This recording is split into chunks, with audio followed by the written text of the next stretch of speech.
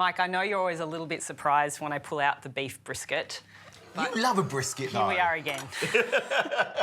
And I love that you love a brisket. Yeah, look, I think there's probably not a misconception, but an idea that a lot of nutritionists don't like red meat. And it's really not the case. Everyone eats differently and you just have to tune into what works best for your body. And I really enjoy beef brisket. My family enjoys beef brisket. So here we are, making a brisket. Now, this is a beautiful grass-fed brisket. You're best at describing where the brisket comes from, though. Yeah. So it's the underbelly. So it's a secondary cut, which means low and slow is always best. Yes. Because you want to break down those fibres, but full flavour. And like brisket's very large, so one side's quite fatty, one side's quite lean. Just depends what you want from the brisket when you get it. Yeah, that's right. And you can see that. Yeah. You can see there's a good bit of fat layering through it. So low and slow is what we're doing, but we're not making it with smoky flavours today. Ooh. We're going to go with some delicious spices, which I'd love for you to grind up. We have peppercorns, a good hit of cinnamon for that sweetness. There's ginger, which I think is a beautiful combination. And we have some ground coriander. And look, of course, you could do all of them as whole and grind them all up, but I think we'd be here for a little while and we're trying to make things not with these snappy muscles, today. Jack. So I've seasoned the brisket with salt and some pepper. Good bit of salt and pepper because it is slow cooking for that 8 hours or so. Then we'll use 2 nice big red onions because we want them to hold and suspend the beef above the liquid for that long cook process. Slice them in half. And my other little tip is just to flatten the underside so that you don't have a wobbly piece of meat. No one likes wobbly meat. On top. And then get them into this pan. Then we've got a few bay leaves to infuse whilst it cooks and a couple of cups of water. But, you know, with slow cooking, I always say to people, just check on the liquid throughout the process. Don't just have, you know, full faith that the liquid will remain because you never know. Yeah. Sometimes there's a little gap. You don't generate enough steam and it will evaporate. Yeah.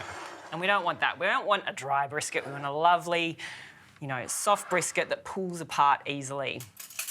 So that's a pretty awesome spice blend. I love the smell of it, Jack. Good, isn't it? Oh, it's beautiful, really fragrant. It's a bit festive, I'd say. What do you think? Yeah, absolutely. As soon as you start to get those cinnamons and ginger on your nose, like it makes me think of Christmas anyway. Yeah, and that's kind of the principle of the flavours and the ingredients and things that I've put together today is that you could pull this out at Christmas and, you know, do a sneaky cook it the day before, reheat it on the day. Oh, those are the best ones. Yeah. Super impressive, but the work's done. Yes. You just want to make sure it's coated well with the spice blend. And it's honestly as easy as that. I think that's why I love it. Yeah. Because it does make such a great meal, lots of robust flavours with really minimal effort. But looks like you've been absolutely working hard on it all day. Nah, kicking back doing the rest of my duties whilst the brisket cooks. So onto these red onions, lay it flat. You can always get a bit more of the spices on top if they've dropped onto the plate. So we'll cover it with a double layer of foil so it really vacuums it in and holds in that steam, and then into the oven at 160 for 8 hours.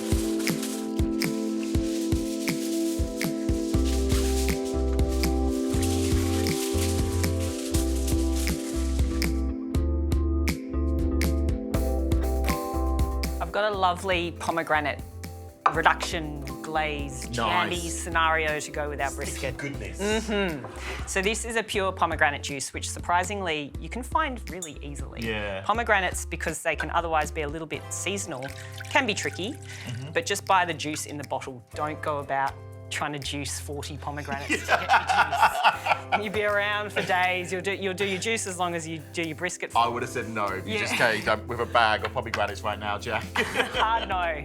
If you could juice some lemon, a couple of tablespoons of lemon juice, that's about 400 mils of the pomegranate. Then we have some cinnamon, again, to bring that beautiful sweet spice into this glaze or reduction. I'm not sure what I want to call it yet. Squeeze that in? Yeah, thank you.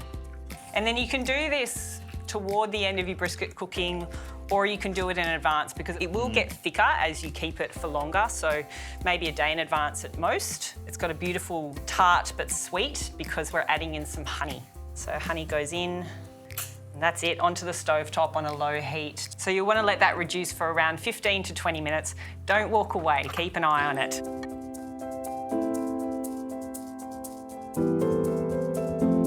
So 8 hours on, and we've got a pretty good meal on our hands. You've made me wait for this one, Jack.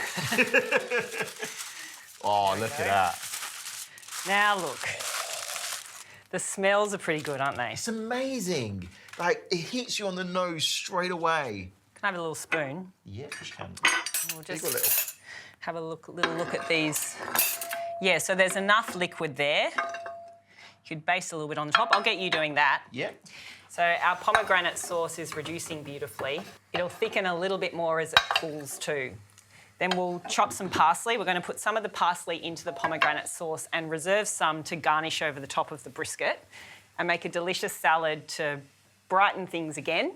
So while you're doing that, we'll get our parsley chop. Yes, chef. Sorry, chef. And we'll make a little salad. So rocket radicchio would be delicious. I've got some pickled radish. For me, pickles with brisket, it just seems like the best match. It's a win. Yep, to get some of that pickled radish. And I love pickling my vegetables when there's, a little bit left over. Those sad veggies sitting in the bottom of the crisper at the end of the week and you're not quite sure what to do with it. It's usually things like radish or red onion, sometimes zucchini. Yeah. And getting them into a nice little pickle. Get that on. Parsley's here. Thank Just you. pick this one. Do you want some picked and some chopped or all chopped? I'd love the chopped in the pomegranate sauce. Yeah. Get that in and thicken up the sauce. You beauty. It's a beautiful, vibrant colour. I love that. I'm sure Chefy over here would use red wine, perhaps. No. No? No, not at all. Not at all. This is gorgeous. Get your antioxidants in with your pomegranate, says the nutritionist. Okay, then we'll get our brisket onto the plate. So 2 big servers we'll need because we want to make sure we serve it up with the onions. And I can feel it's lovely and soft. That looks beautiful, Go Janisa. spoon. Yeah. Look at that. He's got some weight to him. But you can see it's just going to fall apart. There we go. Gorgeous. Oh, the onions have cooked for so long. They're lovely and caramelised. If ever there was a caramelised onion, an 8-hour onion is probably it. Love it. I'm going to put our pomegranate with it. A little bit of parsley onto the top. Mike, you've had to wait all this time. So patiently. Now it's time to get stuck in. Don't have to tell me twice, Jack. Okay. So the beautiful thing about cooking it low and slow like this is the tearability. Look at that. Amazing eaten now with this delicious pomegranate sauce. But do you know the best part is actually the leftovers the next day. That's what my son Jet absolutely loves about our brisket sessions is that school lunches the next day are top notch because you've got beef brisket ready to shove into a roll, get some of your rocket in there. When are you going to invite me over the day after? Anytime. Let's try though. Let's get stuck in. So we'll drizzle some of the pomegranate sauce over. Yeah, go for it. Oh, look at that. It's lovely and rich.